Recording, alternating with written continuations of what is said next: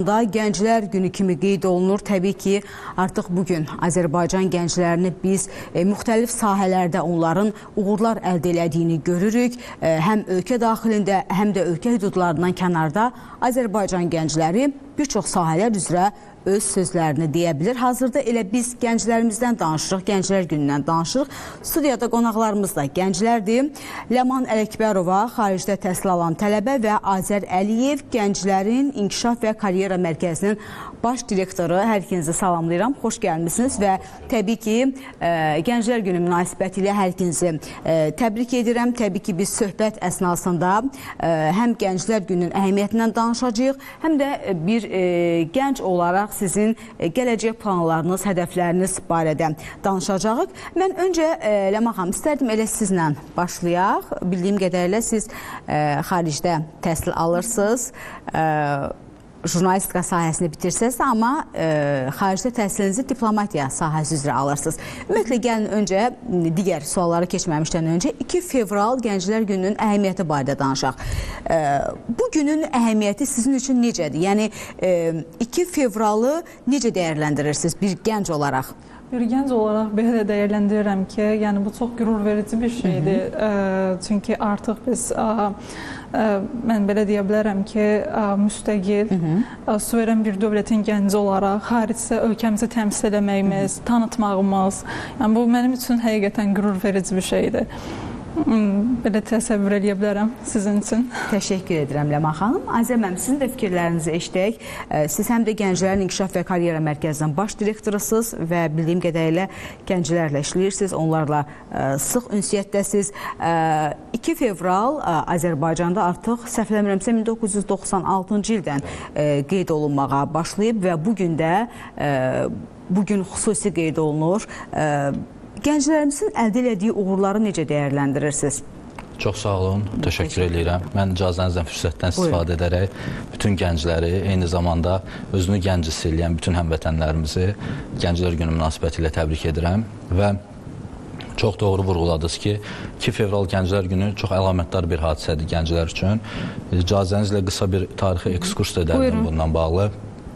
Düzgün qeyd etdiniz, bəli, 96-cı ildə qəbul olunub, amma ondan da biraz irəliyə geçsək, Ulu Öndər hakimiyyətə gəldikdən sonra çətin dövrlərdə iqtisadi sosial böhran bütün sahələr inkişaf etməyə başladı, amma gənclərlə bağlı məsələlər də prioritetdə qaldı eyni zamanda və Gənc İdman Nazirliyi yaradıldı, paralel olaraq gənclərlə bağlı forum keçirildi ki, biz bugün onun 30 illiyini qeyd edirik.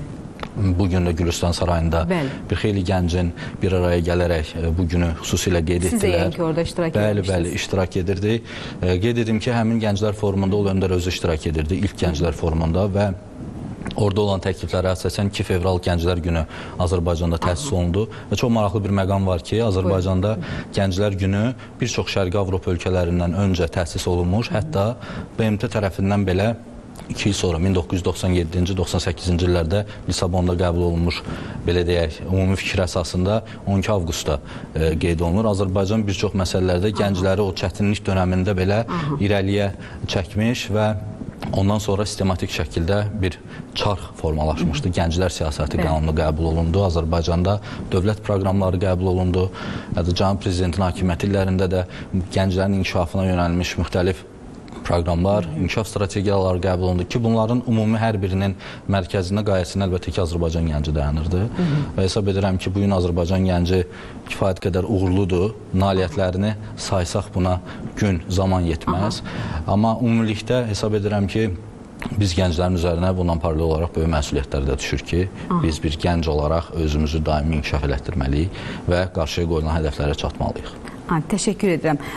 Ləman xanım, siz bildiyim qədərilə xarici ölkələrdə ölkəmizi də bir neçə dəfə təmsil eləmişsiniz, müəyyən təşkilatlar tərkibində də sizin çıxışlarınız olub. Bir gənc olaraq sizin gənclər üçün bir tövsiyələrinizi eşitmək istəyərdik. Çünki gənclərimizin uğurları yetərincədir. Azər müəllim də biraz öncə o barədə danışdı. Müxtəlif sahələrdə biz görürük, istər idman sahəsi olsun, istər incəsənət sahəsi olsun, musiqi, ədəbiyyat, bir çox sahələr üzrə bizim gənclərimiz çox böyük uğurlar əldə edirlər.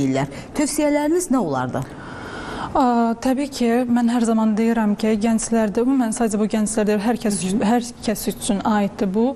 Davamlı və davamlı inkişaf olmalıdır. Bu oxumaqda olsun, bu hər hansı kurslarda olsun, fərqi yoxdur. İnsan özünü davamlı inkişaf elətdirməlidir. Yəni oxumadığı bir gün belə olmamalıdır. Və insan özünü hansı sahədə, bu xüsusən də gənclərdədir. Çünki bilirsiniz, bizim inkişaf eləməyimiz üçün müəyyən imkanlar lazımdır. Və gənclər bu imkanlar özləri yaratmalıdır. Mən həmişə bunu düşünürəm. Çünki əlimizdə hal-hazırda əlbəttə hər fürsətdən istifadə etməyi bilməlidirlər yaxşı mənada və qarşılarına çıxan bütün fürsətləri dəyərləndirməlidirlər. Və mən hər dəfə bunu düşünürəm. Məsələn, kimsə ki deyəndə bu alınmır məndə, bu mümkün deyil, alınır. Sən istəmirsən. Yəni, əgər istəsən, ona bir yol vardır, həqiqətən alınır. Yəni, bu, məsələn, hər hansı beynəlxalq tədbirlər olsun ki, çoxu düşünür ki, getmək çox çətindir, qəbul çox, əlbəttə çətindir. Amma sən onu istəyirsənsə, buna nail olacaqsan. Mən bunu düşünürəm. Ona görə asanlıqla əldə olunur. Təbii ki, bunun üçün əziyyət çəkmək lazımdır, çalışmaq lazımdır. Siz deməli, bakalavr təhsilinizi jurnalistika üzrə almışsınız, amma indi diplomatiya sahəsi üzrə təhsilinizi davam elətdirirsiniz. Maraqlıdır. Birdən-birə necə oldu ki, məhz jurnalistikadan diplomatiyaya keçmək qərarına gəldiniz və gələcəkdə özünüzü hansı sahədə görürsünüz? Əslində belə deyim, bu ailədən gələn bir şeydir, mən bunu düşünürəm. Çünki uşaqlıqdan vətənpərvərlik hissləri insana aşılananda bu heç vaxt dəyişmir. Yəni, nə olur olsun, artıq sən o düşüncə ilə böyümüş olursan. Mənim atam hərbiçidir və mən həmişə görmüşəm ki, mənim anam da jurnalistdir bu arada və davamlı görmüşəm ki, onlar vətən üçün həqiqətən çalışırlar, tarixi bizə yaxşı öyrədirlər və bu istər-istəməz insanın onsuz qanımızda var, bu insanın canına da artıq keçir və sən bilirsən ki, sən artıq hansı yolu seçirsən. Açığı jurnalistika seçmə yolum bu təbii ki, anama görə olmuşdu və davam elətdirmək səbəbim də bu dediyim kimi ailədən gələn bağlara görə mən diplomatiya yolunu seçdim və xüsusən də mənim üçün həqiqətən önəmli olan digər bir ölkədə mən öz ölkəmi təmsil eləməyimdir. Yəni, bu daha önəmlidir mənim üçün. Məsələn, bu bizim universitetdə də eynidir, mənim xarici dost çevrəmdə də, yəni kimdən desəz, Azərbaycan dilini belə bilirlər, Azərbaycanı tanıyırlar, hətta bəli, xarici dostlarımdan çoxu Azərbaycan dilini bilir, bizim bayramlarımızı bilir, bizim adət-ənənələrimizi bilir, hətta Azərbaycana gələn dostlarım da var hal-hazırda, yaşayırlar Azərbaycanda. Təşəkkür edirəm. Acəm müəllim, siz necə düşünürsünüz? Bugün Azərbaycan gəncləri ilə dünya ölkələrinin gənclərini biz necə müqayisə eləyə bilərik və düşünürəm ki, burada bir haşiyə çıxa bilərəm. 2020-ci ilin 44 günlük vətən müharibəsində elə həmin o Azərbaycan gəncləri də məhz bizim qələbə əldə eləməyimizdə mühüm rol oynadılar. Burada vətənpərvərlik məsələsi də çox öndə dayanan məsələdir. İstərdim bir bu barədə də danışaq. Çox doğru məqama toxundunuz. Orada daha öncə qeyd etdiyim gənclərlə bağlı dövlət proqramları qəbul olunur və onların hər birində biz ümumi analiz etsək bir 3 dövlət proqramı, şəxsi gənclərin inkişaf strategiyası qəbul olunub. Onların hər biri dövrün tələblərinə uyğun olan gənclərin ehtiyacları əsasında formalaşdırılmış çox müfəssəl bir proqramlardır. Və bu proqramların ümumi, belə deyək, dövrün tələblərinə cavab versə də, ümumi bir orada qayə, məqsəd var ki, o hər zaman mənim şəxsən diqqətimi cəlb edir. Bu, gənclərin vətənpərvər ruhda milli mənəvi dəyərlərinə, tarixinə bələd və o tarixi növbəti nəsillərə ötürəcək ruhda yetişdirilməsidir. Və biz bunun nəticəsini harada gördük? Biz bunun nəticəsini Böyük Vətən müharibəsində gördük. O gənclər ki, Qarabağı görməmişdilər, bəzən digər nəsil üzvləri deyirdilər ki, bu gənclər müharibə olsa getməz, fikirlər var idi, söz-söhbət dolaşırdı, belə deyək. Amma istənilən halda nəticə nə oldu? Azərbaycan gəncləri və müharibədə də iştirak edən əlbəttə ki, cənab prezident də qeyd edir, Şuşadakı məşhur çıxışında qeyd edirdi ki, bütün nəsil nümayəndələrin rolu var idi, amma gənclərin rolu xüsusilə qeyd olunurdu və mütləq əksəriyyəti gənclərdən ibarət olan bir ordumuz bizim qalib oldu. Allah şəhidlərimizə rəhmət eləsin, sözsüz qazilərimizə can sağlığı arzu edirik. Çox böyük bir mesajdır gənclər üçün. Yəni, əsrlərə baxsaq, keçmişə qayıtsaq, hər dövrdə bir intibah, inkişaf dövrü olur və biz artıq o dövrdəyik. Biz artıq ölkəmizin gələcəyini düşünməliyik və burada da sözsüz ki, cənab prezident də qeyd edir ki, gənclərin rolu önəmlidir. Təşəkkür edirəm Azər bəy. Ləman xanım, siz necə düşünürsünüz və biraz öncə maraqlı bəzi qeydlər dediniz ki, artıq xaricdə yaşayan sizin hətta dostlarınız belə Azərbaycan dilində danışanlar var. Azərbaycan haqqında artıq onların müəyyən fikirləri var. Düşünürəm ki, burada həm də sizin kimi gənclərin də rolu var. Çünki siz onlara Azərbaycanla bağlı məlumatlar verirsiniz, ölkəmizlə bağlı bir çox informasiyaları çatdırırsınız. Mən rejissorumuzdan da xahiş eləyəcəm. 2024-2025-ci illərdə ATƏT-in tədbirində siz çıxış eləmişsiniz və orada insan hüquqları ilə bağlı məsələdə öz fikirlərinizi bildirmişsiniz, insan hüquqlarının qorunması ilə bağlı. İstərdim elə bu barədə bir qədər özünüz daha ətraflı danışasınız. Necə oldu ki, məhz ATƏT-in siz tədbirinə qatıldınız və bu barədə çıxış eləmək qərarına gəldiniz?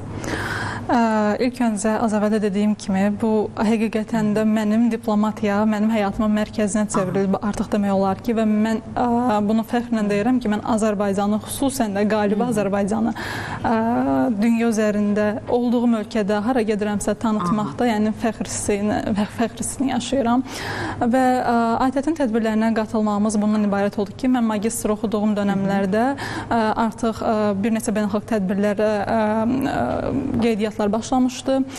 Təbii ki, bunda Polşa-Azərbaycanlar Şurasının nəticəsində, yəni onlarla əməkdaşlığım nəticəsində ATƏT-in tədbirlərinə qatıldım.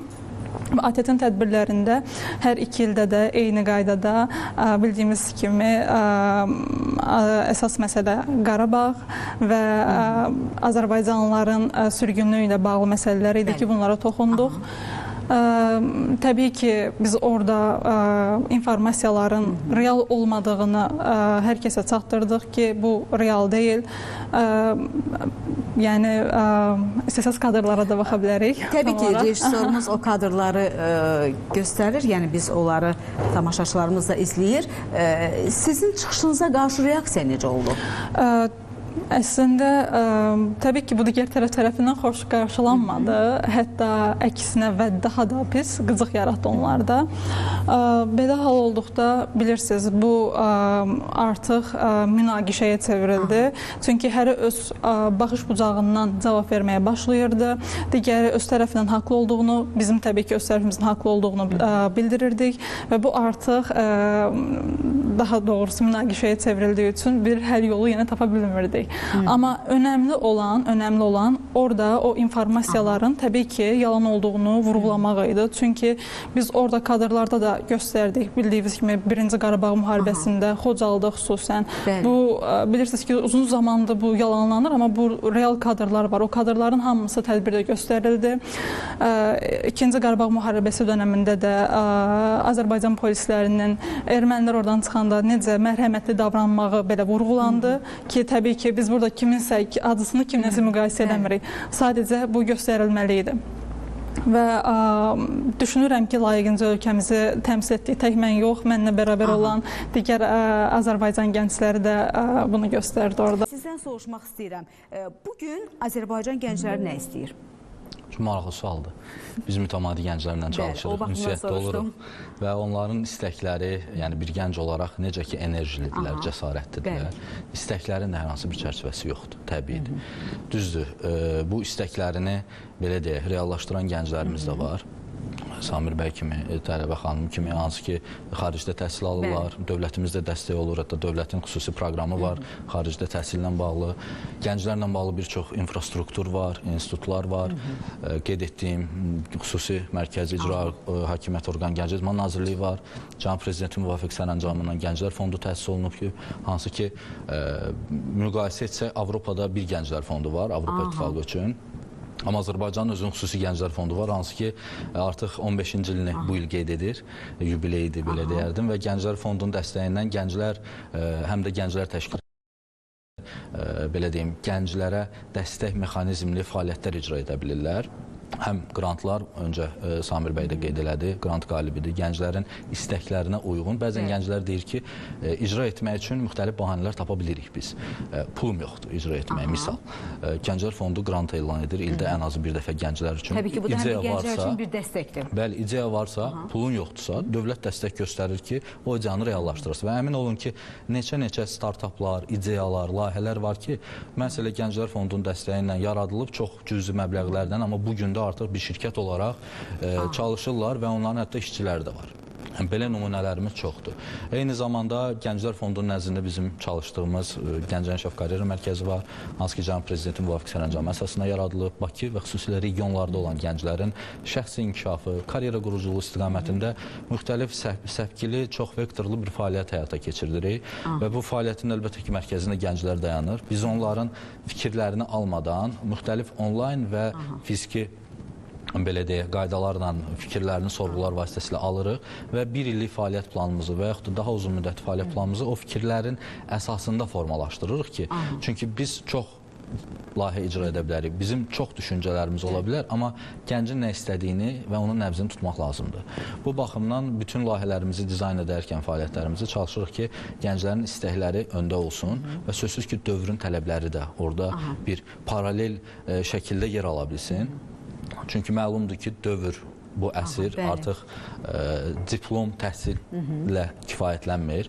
Yəni, yalnız yaxşı diplomu olan şəxs əmək bazarında və yaxud da şəxsi həyatında kifayət qədər uğur qazana bilməz. Bunu mən demirəm. Bunu araşdırmalar deyir. Dünya İqtisadi Forumunun araşdırmaları deyir ki, bu dövr bacarıq dövrüdür, səriştə dövrüdür.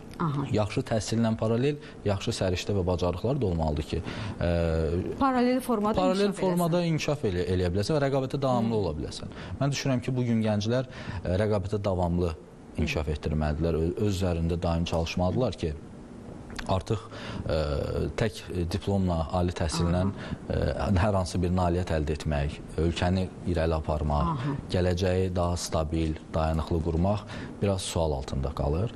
O baxımdan düşünürəm ki, gənclərin üzərində böyük məsuliyyət düşür. Həm də bayaq öncə qeyd elədiniz beynəlxalq təmsilçilik, bu bizim kifayət qədər həssas yanaşdığımız bir məsələdir. Mən özüm gənclər sahəsində çalışdığım dövrdə 20-dən çox ölkədən 100-ə yaxın beynəlxalq tədbir konferanslarda olmuşam. Ən gənclərlə bağlı böyük platformalarda bizim səsimizi, gənclər səsini çatdırmağa çalışmışıq. Çox çətin məsələdir, çox çətin prosesdir. İndi xanım yəqin ki, təsdiqləyər. Hətta bunu mən iki yerə ayırardım.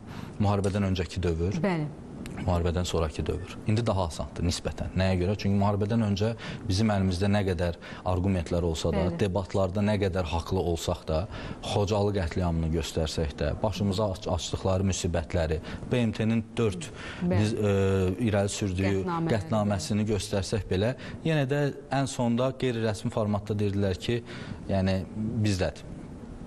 İşğal etmişik. Bunu rəsmi şəkildə bildirməsələrdir. Amma çünki həm də artıq bugün biz onu qeyd edə bilərik ki, Azərbaycan gənci həm də qalib dövlətin gəncidir və təbii ki, bugün bizim prioritetlərimiz də başqadır, addımlarımız da başqadır, hədəflərimiz də başqadır. Təşəkkür edirəm sizə, Azər bəy. Ləman xanım, elə hədəflərdən danışmışkən, siz yaşınızın müəyyən bir hissəsini Azərbaycanda yaşamısınız, təhsil almışsınız, amma indi xaricdəsiz, həm yaşayırsınız, həm təhsil alırsınız. Bu baxımdan Azərbaycan və digər ölkələrin gənclərinin planları, arzuları, hədəfləri nə dərəcədə fərqlənir və burada prinsipiallıq məsələsi də var, burada çalışqanlıq məsələsi də var, burada cəsarət məsələsi də var. Bunu necə qruplaşdırıb demək olar, fərqləndirmək olar? Fərqləndirmək. Belə deyərdim ki, təbii ki, çox fərq var.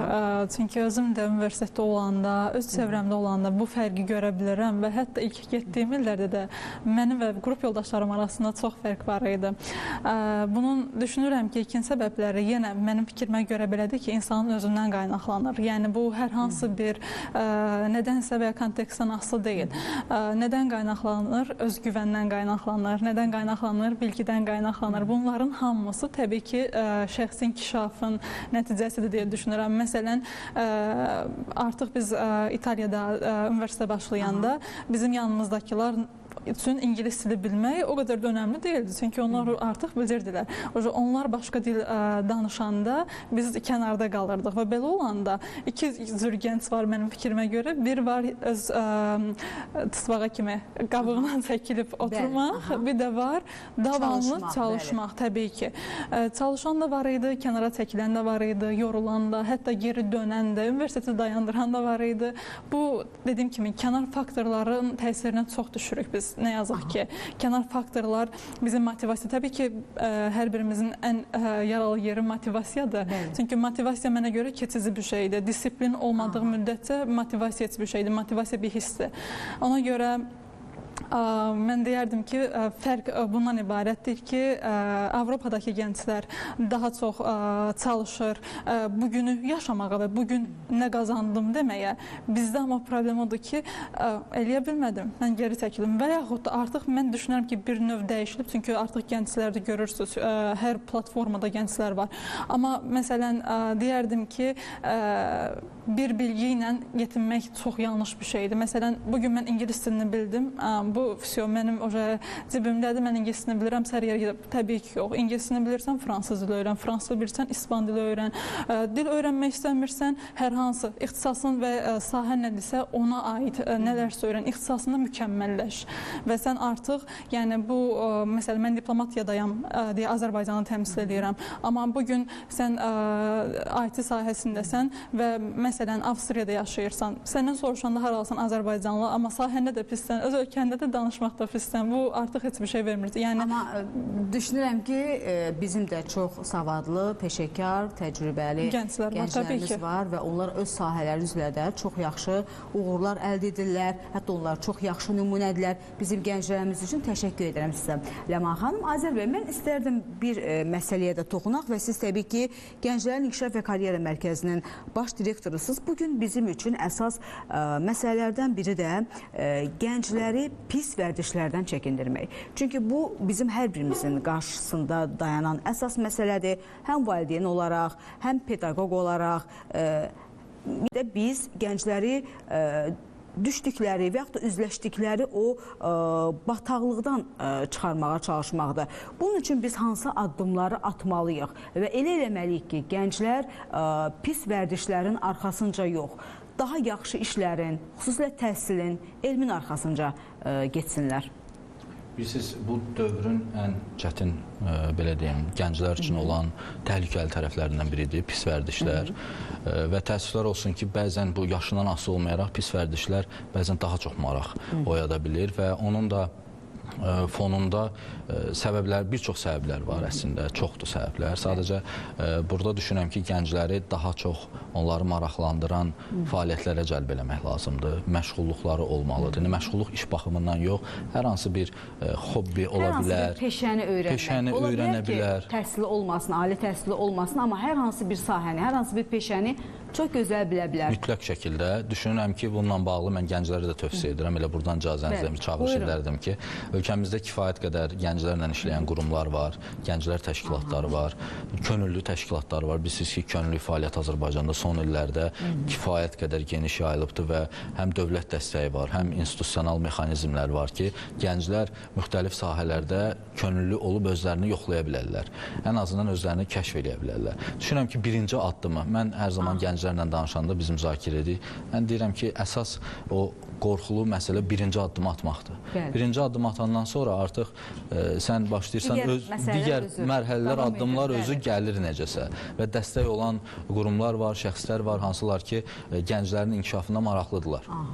bu baxımdan ilk addımı atmağa tövsiyə edirəm. Ondan sonra artıq yəni nə edim, necə edimi tapmaq üçün araşdırma etmək lazımdır. Gənclərlə bağlı sadaladığım qurumların birinə müraciət etməklə bugün 2 fevral ərəfəsində Gənclər Fondu və bir çox gənclər təşkilatları tərəfindən iri miqyaslı layihələr icra olunur. İntellektual yarışlar, əyləncəli tədbirlər var burada. Gənclər əyləncədə istəyirlər, onların ruhu gəncdir, enerjilidirlər.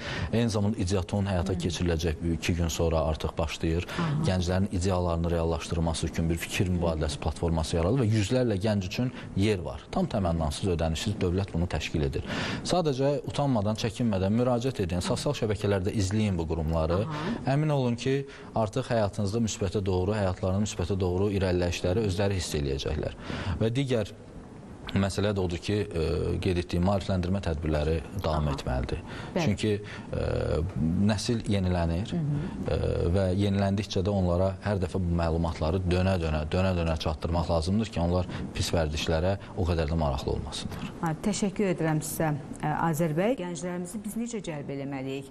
Bəziləri düşünür ki, tutaq ki, biz paytaxtdan çox uzaqdayıq, hər hansı bir ideyanı reallaşdıra bilmirik. Bunun üçün regionlarda hansı addımlar atılmalıdır? Bu, mən düşünürəm ki, Azərbaycanda belə deyil, nə baxımdan. Dünyanın hər bir yerində megapolislər var, böyük şəhərlər var və insan maraqlıdır ki, böyük şəhərdə yaşasın və sözsüz ki, şəhər böyük olduğuna görə orada imkanlar da çox olur, resurslar da çox olur və megapolislərdən uzaqlaşdıqca bu horizontal olaraq düşür, belə ümumi desək. Amma regionda olan gənclərimizlə biz mütəmadi işləyirik və onların maraqlarını öyrənməyə çalışırıq. Bəli, infrastruktur baxımından regionlarımızda da gənclər üçün gənclər evləri var, müəyyən idman müəssisələri var, bizim nümayəndəliklər var. Mütəmadi şəkildə onlar üçün təlimlər, konferanslar, festivallar həyata keçiririk. Hətta bizim bir xüsusi layihəmiz var, Səyyar Gənclər Xidməti layihəsi Gənclər Fondu tərəfindən əsas həyata keçirilir. Burada gənclər üçün Bakıda deyək, ümumilikdə mümkün olan təlimlər, innovativ, texnoloji bacarıqları artıra biləcək, hətta o avadanlıqların özləri biz gedirik regionlara. Tək bu il 15 şəhər və rayonda ucqar kəndlərdə yaşayan gəncləri hədəfləyərək o fəaliyyətləri təşkil etdik. Yəni, tək Gənclər Fondu yox, bir çox qurumlar bu imkanları mümkün qədər gənclərə çatdırırlar. Amma burada bir məsələ qalır. Bir məsələ qalır ki, gənclər gərək özləri də özlərinə bir sual versinlər ki, bu dövr texnologiya dövrüdür, rəqəmsallaşma dövrüdür və biz fərqi yoxdur hansı şəhərdə artıq süni intellekt. Bəli, hansı şəhərdə olmağımız artıq pandemiyadan sonra xüsusilə ki, biz evdə oturub işləyirdik, pandemiyadan sonra xüsusilə məkan anlayışı artıq bir məfhuma çevrilir yavaş-yavaş və hibrid iş anlayışı artıq əmək məcəlləsində də əlavə olunur, distant işləmə anlayışı var. Biz sadəcə bu dövrün tələblərinə cavab vermək lazımdır və əldə olan rəqəmsal alətlərdən düzgün şəkildə istifadə etmək, araşdırmaq, təhlil etmək və ən son nöqtəni qoyub onu tətbiq etmək lazımdır. Xanım qeyd elədi, diplomatiya oxuyur, artıq rəqəmsal diplomatiya anlayışı da var son illər. Yəni, çox maraqlı bir tendensiyadır ki, rəqəmsal alətlər üzərindən dövlətlər, ölkələr öz mesajlarını verirlər. Bu artıq keçir rəqəmsal diplomatiya. Yəni, hər sahənin özünün imkanları var. Sadəcə onu cüzi araşdırıb, təhlil edib, özünə uyğunlaşdırıb, model olaraq tətbiq etmək lazımdır. Çünki öncə uğurdan danışdınız. Mən düşünürəm ki, uğurun hər hansı bir A üstə gəl B bərabərdir, X formulu yoxdur. Hər kəs öz uğurunu özü müəyyən məndə dizayn eləyə bilir. Sözsüz dəstək mütləqdir, amma istənilən halda o dəstəkdən də çox 70-in 30-a prinsipindən bir 70% şəxsin, fərdin özündən asılı ola bilir. Təşəkkür edirəm. Mən sonda hər ikinizdən soruşmaq istərdim. Gənclərə tövsiyələriniz nədir? Çünki hər ikiniz gənc olaraq öz sahələriniz üzrə artıq müəyyən bir addımlar atmışsınız, müəyyən bir yerdə qərarlaşmışsınız. Ona görə də düşünürəm ki, sizin tövsiyələriniz də gənclər üçün, həmkarlarınız, həm yaşlılarınız üçün maraqlı olar. Öncə Ləman xanım, sizdən başlayaq. Mənim tövsiyəm gənclərə ilk öncə budur ki, hər nə olur olsun, yəni bu yolu buraxmamalardır. Yəni bu yol hər hansı bir şey ola bilər. Yəni onların öz xəyalları, hədəfləri fərqi yoxdur. Bu ölkə daxili, xarici heç bir fərqi yoxdur. Hər kəsin çünki arzusu, istəyi, hədəfi fərqlidir. O hədəfə gedən yol hər zaman onsuz çətin olacaq. Təbii ki, yollarında daşlı olacaq, insanlar çıxacaq, hər şey çıxacaq, problemlər, əngəllər. İlk öncə yorulmamaqları, Hər nə olur olsun. Pauzalar olacaq arada. Hətta bacara bilmədim də olacaq. Yoruldum, artıq istəmirəm də olacaq ki, yaxşı Geri bilirəm. addım atmamaq, sadəcə irəli. Əlbəttə. Onsuz geriyə dönüb baxanda baxırsan ki, nə qədər yol gəlmişəm. Bu yolun sonu var. Hələ də getməliyəm. Və ən əsası da bir gün belə informasiyasız qalmamaqları da. Hər nə olur olsun, bu dil olsun, bu hər hansı bədii kitab olsun, bu hər hansı incəsənət aid olsun, mütləq və mütləq özlərini inkişaf elətdirmələridir və xüsusən də tək bizim üçün, yəni bizim ölkə üçün yox, xarici açılmaqları üçün, yəni xaricə getməsələr belə insan kitabı oxuyanda onsuz başqa bir ölkədə olur və yaxud da bir mahnı dinləyəndə belə artıq sən başqa bir dünyada olursan və öyrənirsən ki, orada nələr var. Ona görə davamlı inkişaf. Mən bunu deyə bilərəm. Təşəkkür edirəm. Azər bəy, son olaraq sizin də fikirləriniz var. Mən ilk növbədə sağlamlıq arzulayıram bütün gənclərə. Düşünürəm ki, o ən yaxşı stimuldur. Amma bununla yanaşı hesab edirəm ki, gənclik dövrü elə bir dövrdür ki, o dövrdə yaxşı özünə investisiya eləyən şəxslər, gənclər növbəti yaş aralıqlarında onun məhsulundan istifadə edə bilər. Nəinki əksi. 40-larda özünə investisiya eləyən 10-20-lərdə istifadə edə bilmir. O baxımdan əldə olan şansdan, zamanlamadan unikal şəkildə istifadə etmək lazımdır. Və ən gözəl yatırım özünə etdiyin yatırımdır. Dil öyrənmək, hansı bacarığı öyrənmək, peşəni öyrənmək, fərqi yoxdur. Hər hansı bir tədbirdə iştirak etmək, idarəçi qismində iştirak, fərq etməz. İstənilən halda özünə etdiyin yatırımın barını, məhsulunu digər yaş aralıqlarında yaşaya bilsinlər ki, geriyə çevrilib baxanda desinlər ki, yaxşı ki, mən o vaxtı özümə o investisiyanı etmişəm. Mən hər kəsə təşəkkür edirəm. Gənclər Günü münasibətilə hər kəsə təbrik edirəm və gələcək fəaliyyətinizdə də sizə uğurlar arzulayıram. Çünki gənclik bizim sabahımızdır.